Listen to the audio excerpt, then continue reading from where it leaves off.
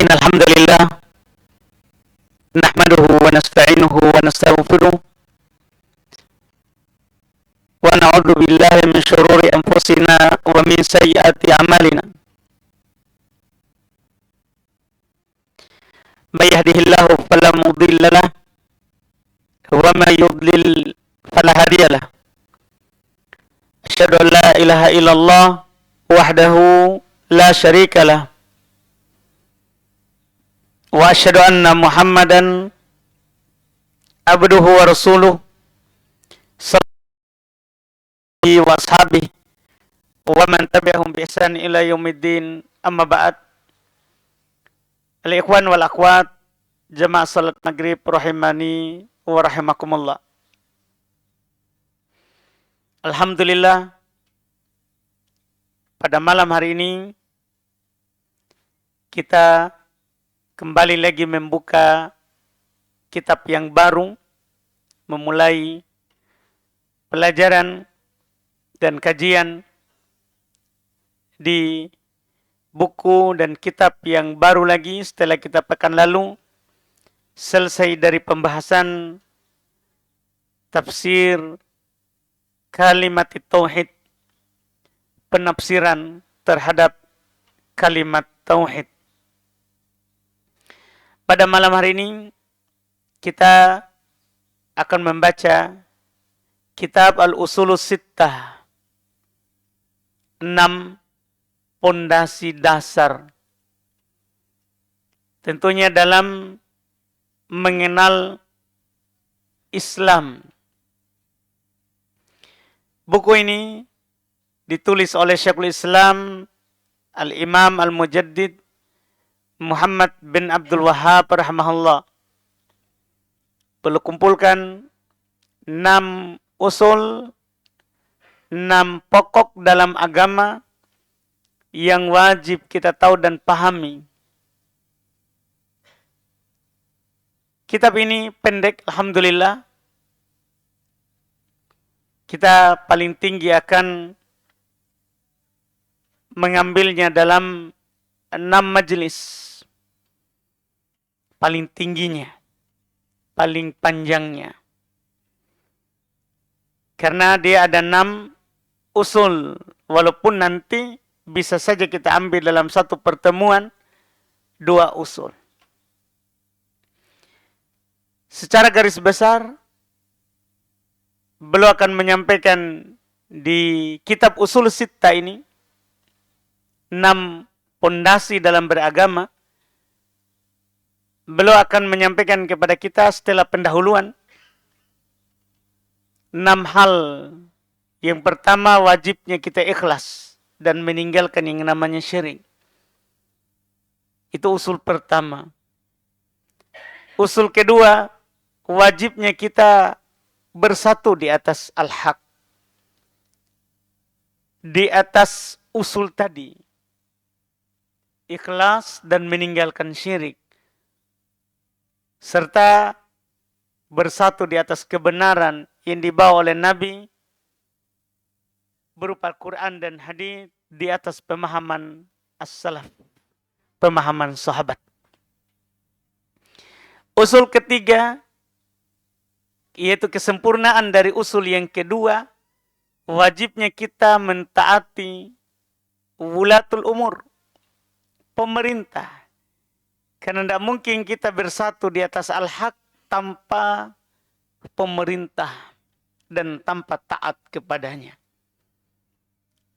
Usul yang keempat, beliau akan menjelaskan apa itu ilmu dan siapa itu ulama. Dan siapa yang menyerupai ulama, bukan ulama tapi berpenampilan dengan penampilan ulama. Ini penting juga karena kita akan rusak kalau mengambil ilmu bukan kepada ahlinya. Maka kita harus mengetahui siapa ahli al-ilmi dan siapa yang ahli fikih, serta siapa yang menyerupai mereka dan bukan ahlinya. Kemudian usul yang kelima, beliau akan menjelaskan nanti al-farqu baina awliyaillahi wa awliyai syaitan. Perbedaan antara wali Allah dan wali setan. Ini juga penting untuk ditahu. Iya. Karena kalau kita hendak mengetahui siapa wali Allah, apa cirinya, dan kita tidak mengetahui wali setan, bisa saja kita akan anggap wali Allah padahal itu wali setan. Bukan walinya Allah. Ini usul penting. Kemudian beliau tutup dengan usul yang keenam, yaitu beliau membantah syubhat yang diletakkan oleh syaitan dalam meninggalkan Al-Quran dan Sunnah. Ini nanti perlu sekali kita paham bahwa di tengah masyarakat, orang awam, ada syubhat yang selalu didengungkan oleh syaitan dari kalangan manusia ataupun jin. Bahwa Al-Quran dan hadits itu tidak dipahami kecuali orang yang masuk pesantren. Kecuali orang yang belajar di pesantren. Artinya kalau kamu tidak masuk pesantren, jangan kamu tanya saja kepada saya. Kamu tidak bisa paham Quran. Ini penting. Dengan syubhat ini banyak orang tidak mau belajar Quran. Karena saya tidak paham kalau saya belajar. Cukup saya dengar saja. Nanti ini akan dijelaskan di usul terakhir. Usul ke-6. Inilah kandungannya. Nanti akan dikembangkan oleh penulis di pembahasan yang beliau sebutkan setiap usulnya. Dan masalah 6 ini sebagaimana yang beliau akan katakan sebentar. Masalah yang terang dan jelas. Cuman banyak orang yang tidak paham. Kata beliau rahimahullah, Bismillahirrahmanirrahim seperti biasa. Beliau selalu memulai tulisan dengan basmalah. Dengan membaca Bismillahirrahmanirrahim. Tentunya kita sudah sering ulang. Kita sudah ulang 3 kali dan ini kali keempat. Karena kita sudah buku keempat ini.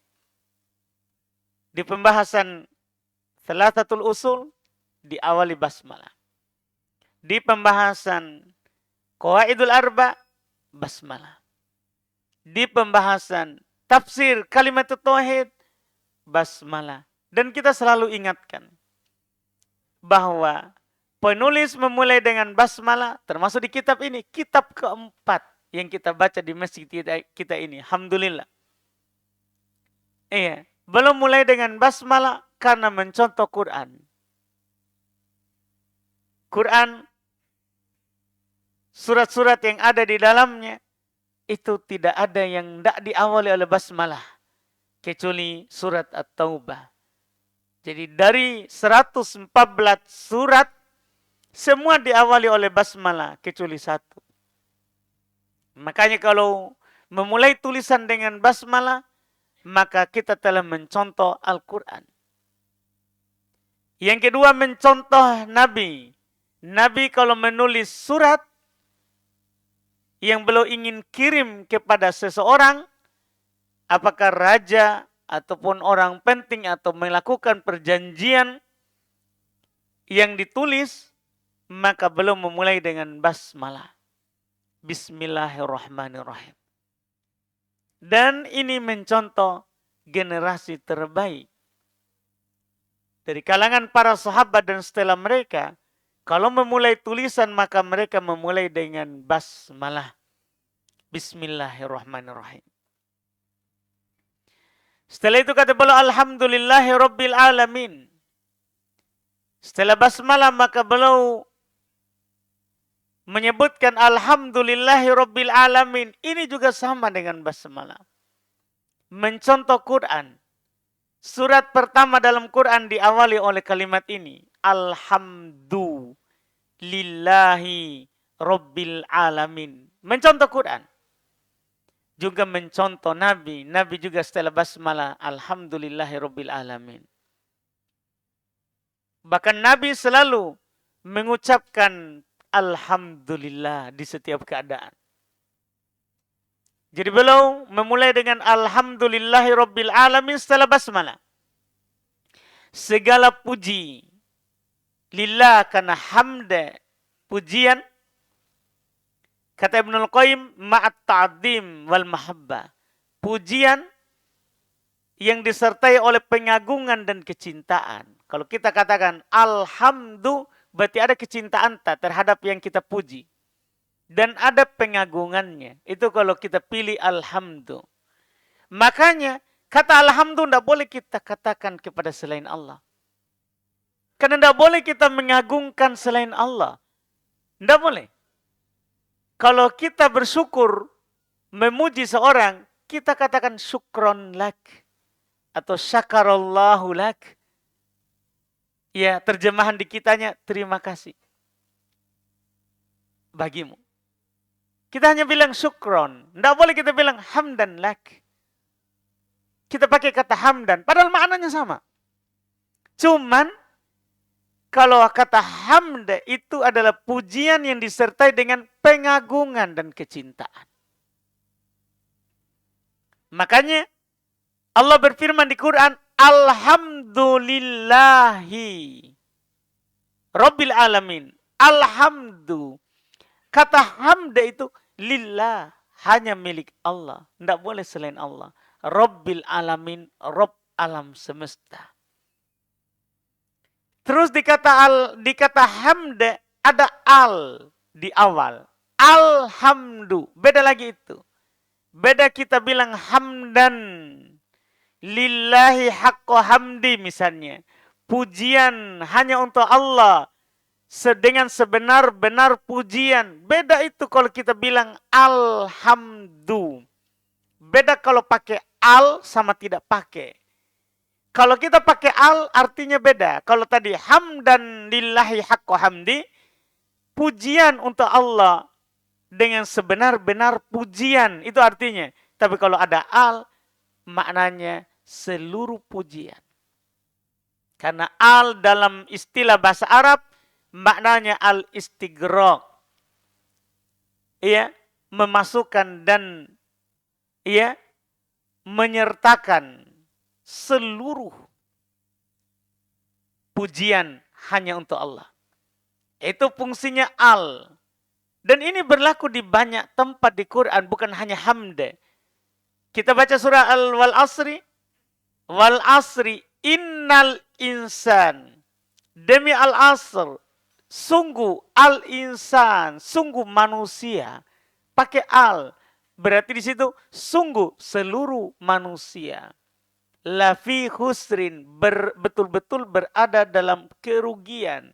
Dari mana kita pahami seluruh? Dari al yang ada padanya.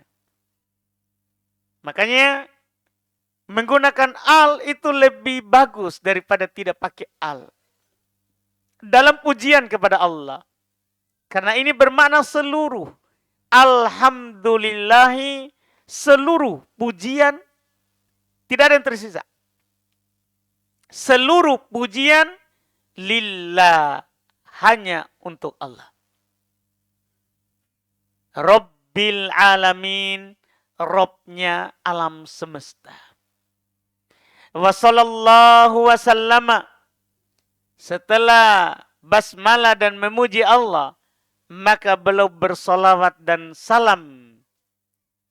Dan ini juga adalah penting. Setelah kita memuji Allah, kita jangan lupa bersolawat kepada Nabi kita. Karena sebab beliau lah kita mengenal ini kebaikan. Karena la yashkurullah man la yashkurin nas. Tidak akan bersyukur kepada Allah orang yang tidak berterima kasih kepada orang lain. Yang dia mengenal kebaikan karena orang itu. Karena kata Nabi, man sona ilaikum ma'rufan fakafi'u. Siapa yang berbuat baik kepada kalian, balas. Siapa yang paling baik kepada kita? Tidak ada. Yang lebih baik kepada kita adalah daripada Nabi kita. Ketika Nabi kita diutus kepada kita umat akhir zaman, maka itu adalah pemberian yang paling besar. Laqad mannallahu 'alal mu'minin, kata Allah. Id ba'atsa fihim rasulan min anfusihim. Sungguh Allah telah memberikan minnah. Minnah itu lebih dari nikmat. Sungguh Allah telah memberikan minnah, anugerah. Pemberian yang tidak ada nilainya. Id ba'atsa fihim, ketika Allah mengutus di tengah mereka rasulan min anfusihim. Seorang rasul dari jenis mereka, jenis manusia. Itu pemberian besar. Makanya balas itu pemberian dengan memuji Allah dan bersolawat, mendoakan Nabi. Karena solawat kita untuk Nabi, kita mendoakan Nabi kita. Nabi tidak butuh doa kita karena beliau telah dijamin. Tapi kita butuh pahalanya. Karena bersolawat kepada Nabi adalah ibadah. Bersolawat kepada Nabi adalah ibadah. Dan ibadah yang besar pahalanya. Kata Nabi, man shalla alayya wahid, salatan wahidah, sallallahu alaihi asyra. Siapa yang bersolawat kepadaku satu kali, mendoakanku satu kali, maka Allah akan menyebutnya, membalasnya dengan 10 kali. Iya. Ini anjuran dan dijanjikan pahala, menunjukkan dia adalah ibadah. Maka setelah memuji Allah, beliau bersolawat kepada Nabi-Nya. Wa sallallahu wa sallama, salawat Allah dan salam, wa barak, dan berkahnya Allah, ala nabiyina, atas Nabi kita, Muhammadin, Muhammad. Wa ala alihi wa sahbihi ajma'in, atas keluarganya dan para sahabatnya seluruhnya. Qala Syekh Muhammad bin Abdul Wahhab, berkata Syekh Muhammad bin Abdul Wahhab, Imamud Da'wah Islamiyah, Imam dakwah Islam, wahami himal millatil hanifiyah, dan penjaga millah agama Allah yang lurus. Kata beliau, min a'jabil ujab. Beliau langsung mulai dengan min a'jabil ujab. Di antara perkara yang sangat menakjubkan. Bisa menakjubkan, bisa juga mengherankan. Iya. Hal yang sangat mengherankan. Wa akbaril ayati. Perkara yang menakjubkan dan mengherankan, serta ayat yang paling besar. Ad-dalati ala kudratil malikil ghalab. Yang menunjukkan atas maha mampunya penguasa yang maha mengalahkan. Sittatu usul. Ada 6 pondasi dasar. Bayyanahallahu, yang Allah jelaskan di Quran. Jadi beliau satukan ini supaya kita mudah pahami. Karena sebagian kita tidak mampu membaca Quran dari awal sampai akhir. Tapi beliau jelaskan, ambil dari Quran 6 pondasi dasar yang harus kita paham. Adalah 6 pondasi dasar bayyanahallahu, yang Allah jelaskan. Bayanan wadihan, dengan penjelasan yang terang. Lil awam, untuk orang awam. Untuk orang yang tidak pernah belajar. Sekedar datang, duduk, dia akan paham. Fauqa ma yadhunnu dhannun, di atas sangkaan orang-orang yang menyangka. Orang kalau mendengar ini nanti perkara yang Allah jelaskan, dia akan heran. Ini sangat terang sekali. Kenapa ada orang tidak paham? Di atas sangkaan orang-orang yang menyangka. Thumma, kemudian ba'da dzalika, setelah itu, bersamaan dengan jelasnya ini masalah, ghalata fiha katsirun min atqia'il alam. Salah padanya kebanyakan dari orang-orang cerdasnya alam ini. Wa uqala'i bani Adam, dan orang-orang berakalnya dari keturunan Adam. Illa aqallal qalil, kecuali sedikit yang mampu memahaminya dengan baik. Jadi jelas Tapi banyak yang tidak paham. Bahkan orang-orang yang paling cerdas tidak paham. Bahkan nanti boleh akan singgung sedikit. Hafal Quran tapi tidak paham. Tapi tidak paham. Apa itu? Kata beliau, al-aslul awal. Asal pertama. Boleh akan buktikan ini masalah jelas tapi banyak yang tidak paham. Al-aslul awal, asal yang pertama. Pondasi dasar pertama yang disebutkan di Quran. Ikhlasuddinillahi ta'ala wahdahu la syarikalah. Mengikhlaskan agama hanya untuk Allah saja, tidak ada sekutu baginya. Ini asal pertama. Siapa yang tidak paham asal ini di Quran? Coba saja begini. Kita baca ayat, kita dengarkan. Wa'budullaha di surah An-Nisa ayat 36. Wa'budullaha wala tusyriku bihi syai'a. Sembahlah Allah, jangan duakan Allah dengan sesuatu apapun. Saya tidak jelaskan. Saya cuma terjemahkan, baca terjemahkan. Wa'budullaha, sembahlah Allah, jangan kamu duakan Allah dengan sesuatu apapun. Kita paham nggak atau tidak? Sekedar kita baca ini ayat, kita paham. Oh, perintah ini harus kita sembah Allah, tidak boleh syirik. Jangan jauh, ini jauhkan An-Nisa. Surat ketiga. Iya, surat keempat. Jauh. Al-Baqarah, perintah pertama di Quran. Ayat 21. Tidak ada perintah di Quran yang pertama kali kecuali ini perintah. Dalam surah Quran. Ya ayyuhan nasu budu rabbakum. Kita baca semua ini, sering kita dengar ini. Ya ayyuhan nasu budu rabbakum alladzi khalaqakum walladzina min qablikum la'allakum tattaqun. Wahai manusia. Kita ini semua. Wahai manusia. Pakai al lagi. Ya ayyuha annas. Wahai sekalian manusia. Seluruh manusia. Saya, kita semua, ikhwan, akhwat, dan seluruh manusia. Wahai sekalian manusia. U'budu rabbakum. Sembah Rabbmu. Alladzi khalaqakum, yang telah menciptakanmu. Dan yang menciptakan sebelum kamu. La'allakum tattaqun, agar supaya kamu bertakwa. Ini ayat.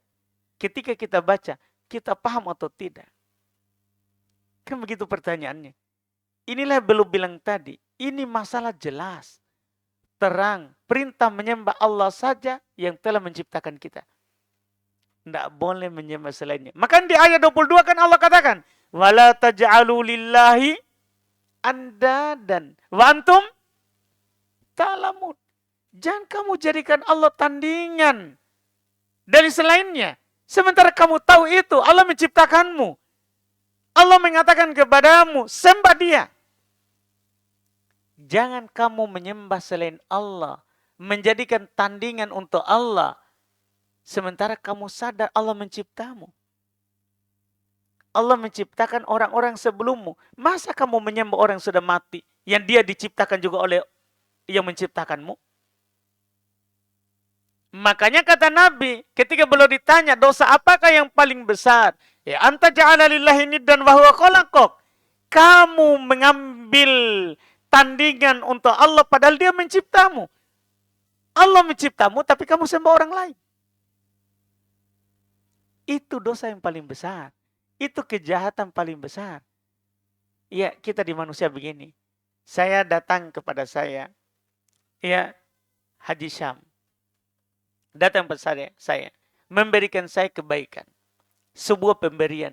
Saya pergi ke Pak Haji Irham. Pak Haji Irham, terima kasih banyak. Cocok nggak itu? Apakah ada orang memuji itu? Perbuatan saya itu? Orang lain berbuat baik pada saya, tapi saya berterima kasih kepada orang lain. Itu akan dipuji nggak oleh orang? Ini perbuatan saya. Kan begitu. Walillahil mathalul a'la. Kita tidak memperumpamakan. Ini namanya pendekatan pemahaman. Pendekatan pemahaman. Maka kejahatan paling besar adalah Allah yang memberikan kebaikan setiap kedipan mata kita. Setiap napas kita. Tapi kita malah sembah selain Allah. Allah memberikan semua yang kita punya. Terus kita berikan sesembahan kepada selain Allah. Apakah itu cocok? Kan ini perkara jelas ini. Ini perkara jelas. Makanya belum bilang tadi. Ini perkara jelas. Tapi tidak ada yang memahami kecuali sedikit. Banyak di sana. Orang yang cerdas. Mengaku dirinya ustaz. Sudah belajar. S1, S2, Prof. Tapi tidak paham. Bahwa dia diciptakan untuk menyembah Allah saja. Ikhlas, tidak boleh syirik. Kecuali sedikit. Iya, kecuali sedikit. Ini yang belum bilang tadi. Padahal ini asal jelas sekali di Quran. Itu kita baru baca 2 ayat. Ibnul Qayyim mengatakan Quran dari awal sampai akhir. Inilah yang dia jelaskan. Quran. Ibnul Qayyim bilang, kalau kita baca itu Quran. Dari surah Al-Fatihah sampai surah An-Nas. Itu hanya menjelaskan sembah Allah, jangan syirik. Coba saya baca. Iya, Quran. Tapi banyak orang, Masya Allah, tidak paham. Tidak paham. Makanya Syekh Shalih Al-Fauzan ketika belum sebutkan ayat wa'budullaha wa la tusyriku bi syai'a, belum bertanya, sembahlah Allah jangan syirik. Belum bilang, hal hada kalamun gomit, apakah ini ucapan susah dipahami? Sembah Allah jangan syirik. Apakah ini ucapan susah sekali dipahami? Sehingga kita jatuh dalam syirik. Sehingga kita bilang, belum tegak hujah. Belum sampai kepada saya Quran. Saya tidak paham. Itu masalah. Iya. Ini usul pertama. Wajibnya kita ikhlas untuk Allah saja, tidak syirik. Wa bayan diddihi alladhi huwa syirku billah. Dan Quran menjelaskan lawannya, Pak. Jadi Quran itu tidak hanya menjelaskan sembah Allah, tapi juga Quran menjelaskan lawan daripada namanya tauhid. Syirik dengan berbagai bentuknya. Insya Allah kalau kita hidup lama, nanti kita akan pelajari di kitab tauhid. Iya, akan dijelaskan lawan-lawannya dan bentuk peribadatan kepada Allah. Dijelaskan. Diperintahkan ibadah. Misalnya kita diperintahkan untuk bertawakal kepada Allah. Hanya bersandar penuh kepada Allah terhadap segala sesuatu yang kita rencanakan. Maka Quran juga menjelaskan tidak bolehnya kita bersandar kepada selain Allah. Itu hanya sekedar contoh. Quran menjelaskan, memerintahkan kita untuk takut hanya kepada Allah. Quran juga menjelaskan tidak boleh kita takut kepada selain Allah. Dijelaskan lawannya. Dijelaskan lawannya. Terus kata beliau, wa kaunu aktsaril Qur'ani fi bayani hadzal asl min wujuhin syatta. Keberadaan Quran, kebanyakan Quran, bahkan Ibnu Qayyim bilang seluruh Quran menjelaskan asal ini dari berbagai macam sisi, bikalamin yafhamuhu abladul amma, dengan kalimat yang dipahami oleh orang paling bodoh sekalipun dari orang awam. Orang awam, Pak, pergi lakukan saja penelitian, coba baca itu ayat tadi di siapa saja. Iya, yang penting dia berakal. Jangan tongki baca kepada orang gila. Nanti kita bilang, kenapa kamu tidak paham? Nah, orang dia gila, kita yang tidak paham itu. Kan kita tidak paham kalau dia gila. Tapi orang berakal, kata beliau, yang paling bodoh sekalipun, kalau kita bacakan ayat tadi, sembah Allah, jangan kamu duakan dia dengan sesuatu apapun. Tidak ada orang yang tidak paham. Ini tidak butuh pesantren. Iya. Tidak butuh kita masuk pesantren untuk memahaminya. Cuman masalahnya jarang orang sampaikan. Orang tidak mau jangkau dulu itu. Lari orang. Itu masalahnya kita sekarang. Iya. Itu adalah masalah. Kita takut duluan. Iya. Kita takut ditolak. Orang lari. Nabi tidak peduli itu. Belum ditolak. Dilempar. Dikatakan orang gila. Tukang sihir. Nabi tidak mundur sejengkal pun. Harusnya juga kita begitu. Biar saja orang tolak. Tidak ada masalah. Tidak ada masalah kita ditolak. Karena menyampaikan yang benar. Yang masalah itu kalau kita ya tidak pernah ditolak karena menyampaikan kebatilan. Bahaya gitu. Tapi bersamaan dengan itu kata beliau. Tumma kemudian. Iya. Lamma soro aktsarul umma ma soro. Tatkala kebanyakan dari umat manusia menjadi seperti apa yang kita saksikan. Mereka baca Quran. Bahkan Syekh Shalih Al-Fauzan hadhil ayat belum bilang ayat-ayat tentang ajakan tauhid. Tinggalkan syirik. Yamuruna alaiha. Orang-orang baca Quran lewati. Lewati. Apalagi sudah mau Ramadan ini. Orang-orang berlomba-lomba menamatkan Quran. Dia lewati ayat-ayat itu tadi. Lakin la yufakkiruna fiha. Ini masalah. Mereka tidak pernah memikirkan ayat itu. Apa maknanya? Hanya sekedar kita fokus kita adalah tamat 30 juz. Padahal orang-orang dulu sahabat tidak lewat 5 ayat kecuali dia paham dulu artinya. Lebih bagus. Daripada 30 juz tapi seperti keledai bawa lembaran di punggungnya. Dia tidak tahu apa yang dia bawa. Tidak boleh kita begitu. Baca ayat, paham artinya. Karena kalau tidak beginilah kita. Kebanyakan orang kenapa tidak paham ini? Seperti ini kenyataan. Syekh Shalih Al-Fauzan mengatakan begini. Ayat ini mereka lewati. Mereka baca. Tapi masalahnya mereka tidak memikirkan mentadaburinya. Yaqulu Allah berfirman. Wa'budullaha wa la tusyriku bi syai'a. Sembah Allah, jangan syirik kepada Allah sedikit pun dengan sesuatu apapun. Wahum yaqulun kata Syekh. Mereka berkata, mereka baca itu ayat, tapi mereka berkata, ya Ali, ya Husain, ya Badawi, ya Tijani, ya Abdul Qadir. Tambah maki sendiri. Iya. Mereka memanggil mereka kata beliau yunadun bi alaswatihim. Mereka menyeru dengan suaranya yang tinggi. Suara yang tinggi. Ini masalah. Mereka baca itu ayat, tapi yang dia sembah malah Ali, Husain, Badawi, Tijani, Abdul Qadir. Iya. Kita takut sebut orang yang ada di sini? Iya.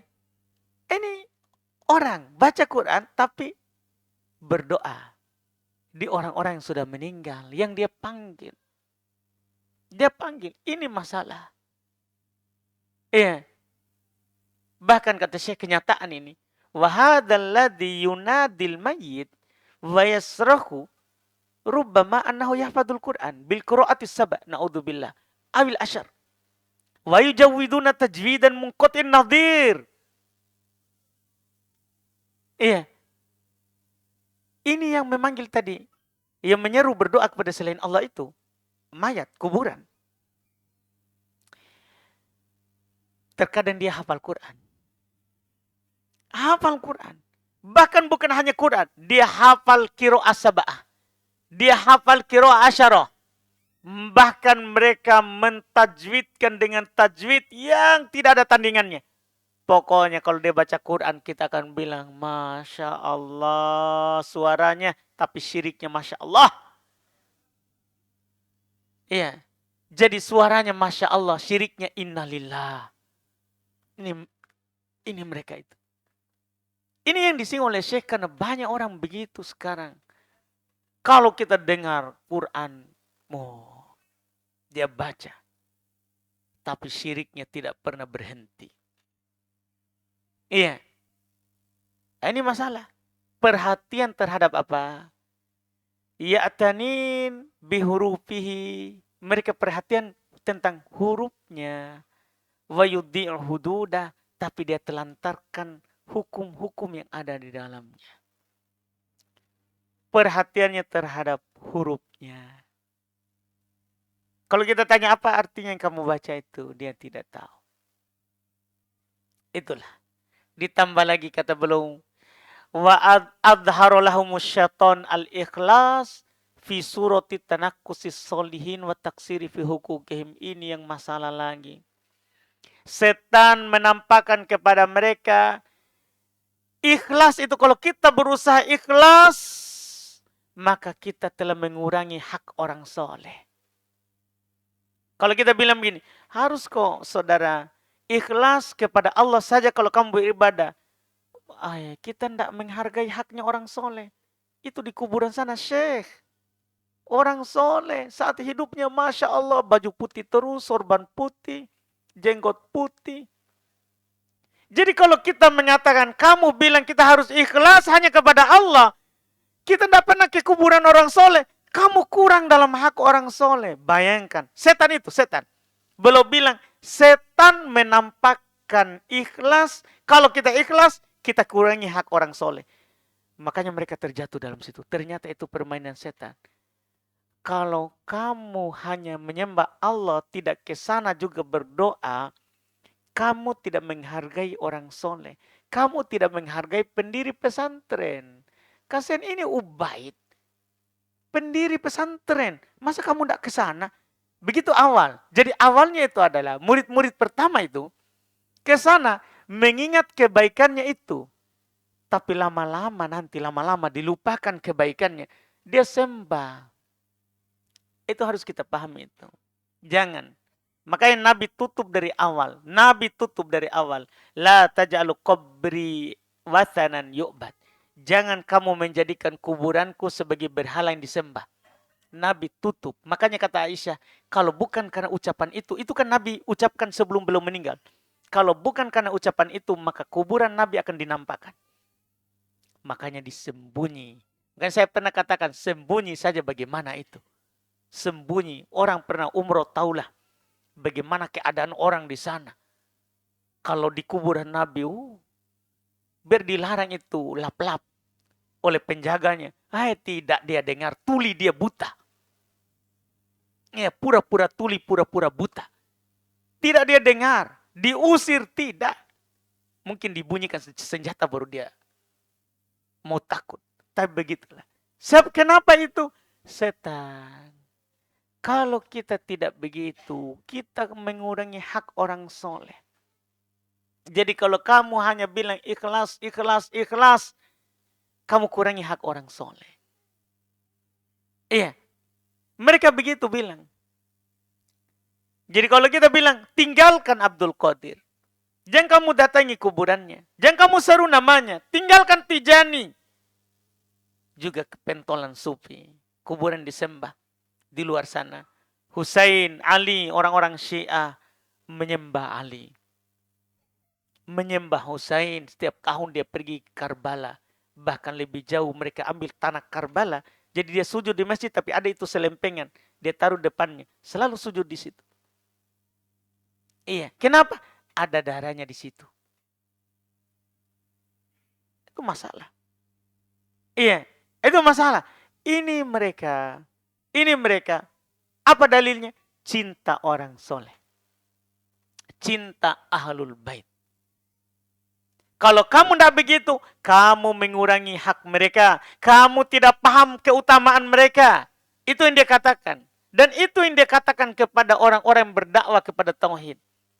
Ini mereka ini Wahabi. Tidak tahu kedudukan orang soleh. Lebih baik kita besarkan orang soleh. Bangun kuburan, hormati mereka. Mereka punya jasa besar. Iya, itu mereka katakan. Apa jawaban kita? Syekh Shalih Fauzan mengatakan, nahnu nuhibbus solihin. Ini jawaban yang bagus. Kami mencintai orang soleh. Karena Nabi kita mengajarkan untuk mencintai orang baik. Karena kita akan bersama mereka walaupun kita tidak amalkan amalan mereka. Kita memang diajar oleh Nabi mencintai orang soleh. Wa nuhibbu awliya Allah. Kami ini mencintai wali-wali Allah. Wa nuwalihim. Kami loyal kepada mereka. Wa nujilluhum. Kami memuliakan mereka. Wa nahtarimuhum. Dan kami menghormati mereka. Walakin la nu'tihim syai'an min haqqi rabbi. Itu saja. Akan tetapi kami tidak akan memberikan kepada mereka sedikit pun haknya Allah. Jadi bedakan menyembah orang soleh dan menghormati orang soleh. Kita hormati orang soleh. Kita muliakan. Kita tidak pernah mencela orang soleh. Tidak pernah mencela orang soleh. Tidak pernah. Yang kita cela adalah perbuatannya orang ke sana. Perbuatannya orang yang ke sana. Cuman mereka membesar-besarkan, kamu mencela sembahan kami. Padahal yang kita cela bukan orang solehnya. Bukan. Yang kita cela adalah perbuatanmu itu. Kenapa kamu ke sana? Tapi dia marah. Kami muliakan mereka. Tapi memuliakan itu bukan berarti kita memberikan kepadanya haknya Allah. Tidak sama sekali. Iya. Bedakan memuliakan dan memberikan hak Allah kepadanya. Tidak boleh kita samakan dia dengan Allah. Itu jawabannya. Itu jawabannya. Wa adharu lahumus syirk billahi fi surati mahabbati solihin wa atba'ihim. Ini setan. Ikhlas, dia nampakkan kamu kurang hak orang soleh. Kurangi kamu. Kamu tidak hormati orang soleh. Dan setan menampakkan kebalikannya. Setan menampakkan syirik kepada Allah dalam bentuk mencintai orang soleh dan pengikutnya orang soleh. Jadi dia ke sana. Kalau dia tidak ke sana, berdalil, saya harus ikhlas kepada Allah. Kamu mengurangi hak orang soleh. Kalau kita ke sana, mereka bilang, itu namanya ikhlas. Kita menghargai sesama. Menghargai orang soleh. Mencintai orang soleh. Jadi setan menampakkan ikhlas dalam bentuk mencintai orang soleh. Padahal itu syirik. Padahal itu syirik. Ini masalah. Ini asal pertama. Ini adalah asal pertama. Kalau kita melihat asal pertama ini, tidak ada kesamarannya sama sekali. Ini perkara yang sangat jelas. Bahkan yang belum singgung terakhir. Jelas. Antara memuliakan orang soleh dan menyembah orang soleh itu beda. Memuliakan orang soleh, Nabi perintahkan. Laisa minna man lam yuwakkir kabirona wa yarham sogirona. Kata Nabi, bukan dari kami. Bukan dari kami. Orang yang tidak memuliakan yang besar. Dari kami. Yang punya kedudukan. Yang punya kehormatan. Yang punya keutamaan. Bukan dari kami orang yang tidak menghormati orang besar. Dan bukan dari kami orang yang tidak merahmati, menyayangi yang kecil. Bukan dari kami. Iya, artinya kita dianjurkan untuk menghargai orang yang punya keutamaan. Orang yang punya kelebihan. Kita hormati dan kita hargai. Iya, dianjurkan itu. Tapi bersamaan dengan itu, kita tidak boleh menyembahnya. Jadi bedakan. Ini masalah terang. Iya, masalah jelas. Tapi itu tadi. Banyak orang yang tidak paham. Bahkan Syekh Shalih Fauzan tadi saya tambahkan. Kadang dihafal Quran. Bukan hanya sekedar hafal.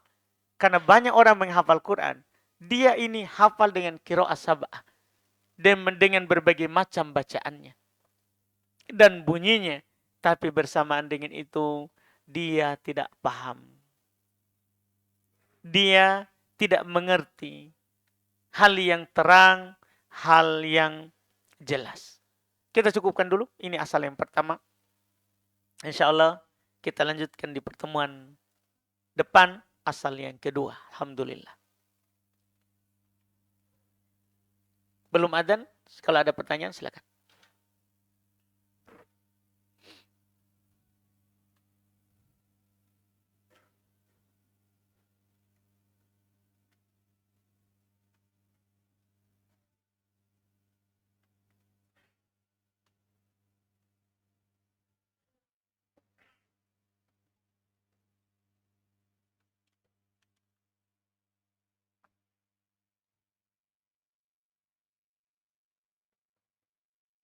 Bismillah. Apa Ustadz izin bertanya? Saya sekeluarga ada 8 orang ini ya mungkin ya.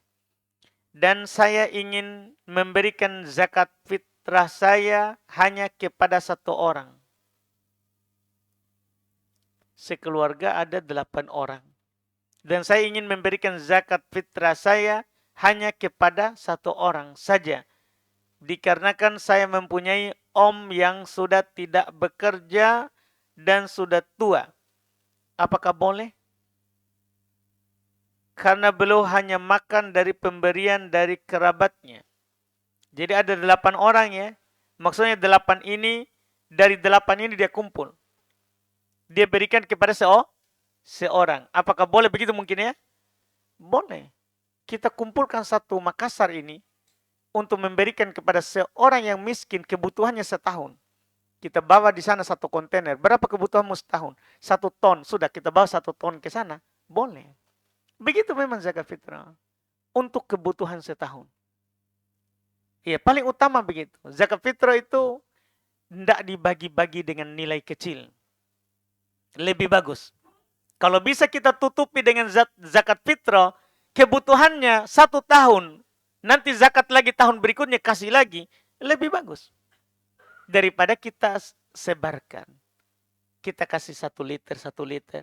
Itu iya. Lebih baik dikumpul baru dikasih. Kebutuhannya setahun. Sama sebagaimana zakat harta juga begitu. Jadi zakat fitrah boleh dikasih seorang dari zakatnya 100 orang atau 200 orang. Boleh. Zakat harta boleh zakatnya banyak orang dikasih hanya kepada seorang. Boleh. Misalnya kita punya zakat harta. Oh ini nilainya ada 100 juta. Misal kita kasih seorang. Tidak masalah. Iya. Kita kasih seorang, tidak masalah. Dan kita bagi juga ke banyak orang, tidak ada masalah juga. Tidak ada masalah. Cuma para ulama menyinggung dalam masalah ini, kita kasih kebutuhannya setahun, itu tidak masalah. Tahun depan lagi nanti kita kasih lagi kebutuhannya setahun. Tidak masalah. Berarti enak saya jadi miskin. Begitu. Ya enak, tapi bukan juga yang pura-pura miskin. Yang tidak mau bekerja, itu tentunya tercela. Yang tidak mau bekerja, tunggu saja zakat. Tahun depan. Itu tercela dari sisi dianya. Tapi kitanya adalah memang kita dianjurkan. Ya, untuk menutupi kebutuhan miskin. Menutupi. Agnuhum anit tawaf. Cukupi mereka dari meminta-minta. Cukupi mereka dari meminta-minta. Makanya Nabi SAW di dalam hadits Mu'ad bin Jabal, tu'khadu min agniyaihim wa turaddu ila fuqaraihim. Diambil dari orang kaya mereka dan dikasih ke orang miskin mereka. Dengan ini nanti tidak ada orang meminta-minta. Karena diambil dari orang kaya, kasih ke miskin. Kasih ke miskin. Itulah tentang zakat. Dan di sini tidak diatur takaran berapa dikasih. Yang diatur itu adalah takaran berapa yang kita keluarkan. Adapun dikasih, tidak diatur. Boleh kita kasih semua satu keluarga untuk seorang. Dibolehkan. Wallahu a'lam. Kita azan dulu.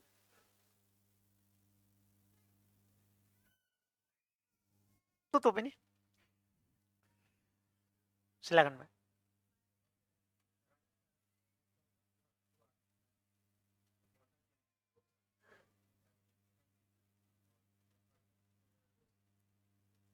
Baik. Kalau masalah cara, itu kan sebenarnya jangan tanya Ustadz. Kita yang tahu bapak itu. Kita yang tahu ibu tak. Kita hidup dengan dia dari kecil. Kita tahu bagaimana perasaannya. Hah? Oh, kasih tahu istri tak. Ya, kalau kita sebagai menantu, ya kita kasih tahu istri tak, suruh kasih tahu. Kecuali dia suka sama kita, sebagai menantu dia suka sekali. Pokoknya, Masya Allah. Kita kalah dari anak. Biasanya orang kalau sudah suka, ya biar kita bilang apapun dia terima. Yang jelas kalau kita kan menyinggung tadi dia melakukan perbuatan yang bernilai dosa. Maka kata Nabi dalam hadits Abu Sa'id Al-Khudri, "Man ra'a minkum munkaron falyughayyirhu biyadihi." Siapa di antara kalian melihat kemungkaran, ubah dengan tangan kalau kita bisa, mampu. Kita tahan, jangki. Ubah dengan tangan. Fa'ilam yastati, kalau dia tidak mampu, fabilisani. Ingkari dengan lisan. Kasih tahu. Pak, salah ki kalau itu dilakukan. Itu dosa kepada Allah. Sampaikan kalau kita lihat. Kalau tidak mampu, misalnya kita melihat bahwa ini, kalau saya katakan begitu, saya diusir dari rumah. Kalau saya datang ditutupkan pintu. Atau nanti di WA istriku, jangan suruh ke sini suamimu itu. Dia aja yang benar. Ya jangan, enggak usah. Nah, enggak usah ngomong. Iya, ingkari fa'ilam yastati fa biqalbi. Kalau enggak mampu, dengan hati saja. Tinggal nanti tampakkan perbuatan bahwa ini tidak boleh, ini boleh. Iya, lewat perbuatan saja. Iya, lewat perbuatan. Seperti itu. Allah alam. Ada lagi? Silakan.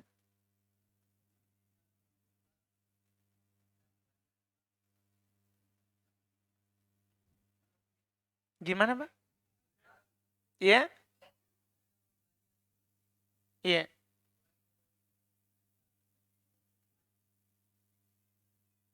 Siapa itu, Pak? Apa yang pertama ini yang saya tidak tangkap? Kurir. Itu kasih jelas, Pak. Jadi saya cuma dengar barang Ustaz dia kasih 15.000 padahal 13.000. Jadi iya, jadi saya tidak dengar itu kata kurir.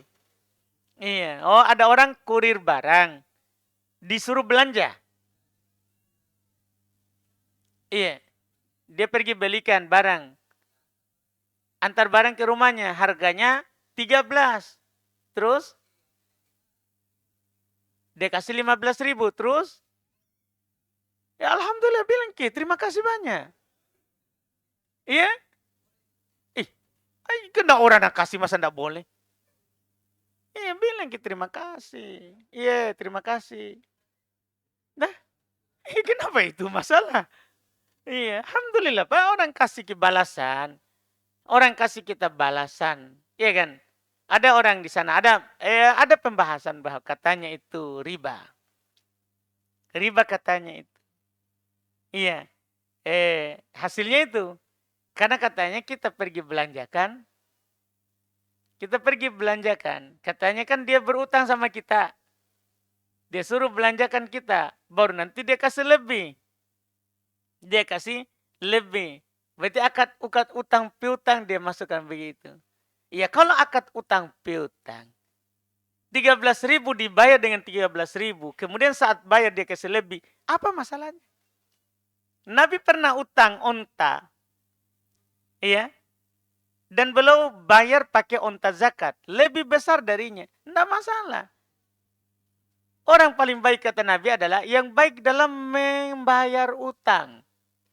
Yang penting jangan dikasih akad di awal. Ini kan kalau dia bayar 13.000 ada masalah atau tidak, Pak? Ada masalah atau tidak? Tidak ada masalah kan? Iya kan? Atau masalah? Iya, saya paham, Mbak. Berarti kan akadnya sekarang harganya langsung 13.000 kan? Kalau dia bayar 13.000 kan tidak masalah. Kan gitu akadnya, pas 13.000. Cuman orang itu adalah memberikan kepada kita kelebihan dalam membayar. Tidak masalah. Kecuali kita sudah kode dari awal. Iya, saya belikan ke ini 13.000. Tapi mengerti mama ke anak-anak kah? Begitu kita kasih kode. Begitu, Pak. Itu kita berarti dia mau berutang sama kita terus kita harapkan lebih. Itu riba itu, Pak, riba fadl. Riba fadl, tapi sekarang ada orang dan kurir ini Pak sebenarnya tidak dimasukkan ke yang itu, cuman dia paksakan masukkan. Ini kan jasa. Tidak masuk di utang piutang. Ini adalah jasa ini. Dia wakil dari si pelanggan, kan begitu. Dia wakil meminta dibelikan. Nah, kita pergi belikan. Ini kan cuma wakil. Wakil boleh nggak dia tetapkan harga bahkan? Tidak ada masalah. Nggak ada masalah kalau dia bilang, iya saya belikan di situ tapi ongkirnya sekian. Jasa titipnya sekian. Nggak ada masalah itu karena dia wakil dari pembeli. Wakil dari pembeli. Jadi tidak ada masalah hal tersebut. Seperti itu. Allah alam. Silakan.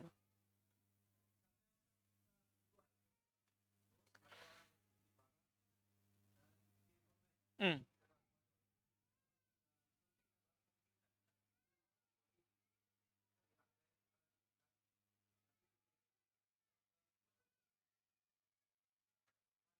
Terus? Jadi kita penjual. Ah. Hmm. Oh kita sendiri. Hmm. Hmm. Hmm. Tapi kita kasih tahu pihak sana. Oh enggak, alhamdulillah. Enggak masalah. Kan kesepakatan. Kan dia yang bilang, ongkirnya adalah 15.000, padahal bukan 15.000. Tapi dia sepakat, saya mau beli kamu barang ini, saya mau jual kepada kamu barang ini, bisa dikirim ke rumah bisa, tapi ongkirnya sekian ribu. Itu kan kesepakatan. Nah, di majelis akad.